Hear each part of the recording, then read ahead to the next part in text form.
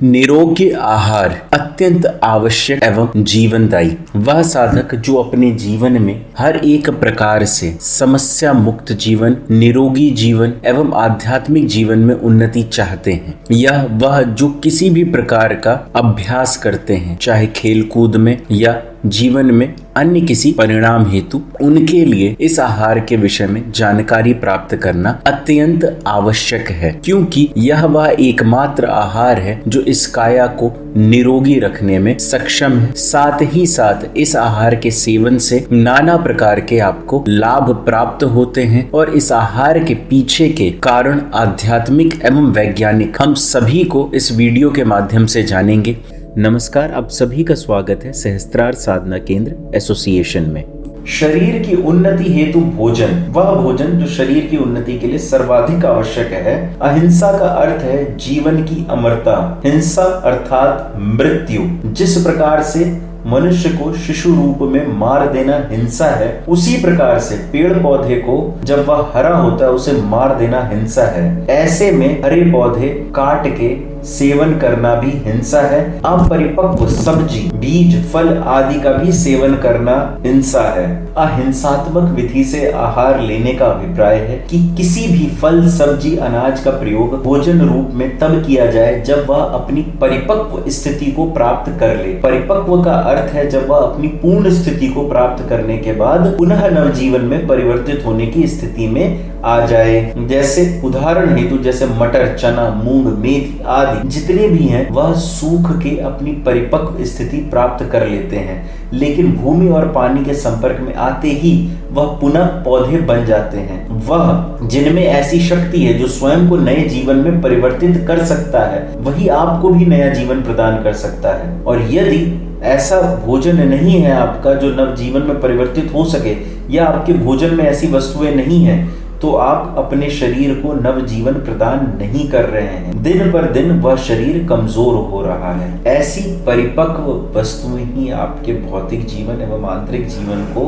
नया जीवन का संचार प्रदान करती हैं, एक अद्भुत ऊर्जा का प्रचार करती हैं। जैसे कद्दू है, लौकी है, खीरा है, इसका सेवन तब किया जब यह पूर्ण रूप से पक जाए, और इसका सेवन छिलके सहित, बीज सहित किया जाए, जो सामान्यतः हम करते हैं। लेकिन जब नरम बीज के साथ सेवन करते हैं तो हम कहीं ना कहीं उस पौधे के साथ, उस वृक्ष के साथ हिंसा का प्रयत्न कर रहे हैं। और जब यही सब पूर्ण रूप से पक जाता है तो जिस प्रकार से प्रकृति ने आपको प्रदान किया है उसमें कुछ भाग जो संभव हो उसका छिलके का भी सेवन करें, बीज का भी सेवन करें, जिससे आपको अधिक से अधिक ऊर्जा की प्राप्ति हो सके। आंशिक रूप से किया गया भोजन शरीर में पूर्ण रूप से सुपाच्य नहीं होता है, और साथ ही साथ उसकी जो विशिष्ट ऊर्जाएं हैं उनकी प्राप्ति आपको नहीं हो पाती है।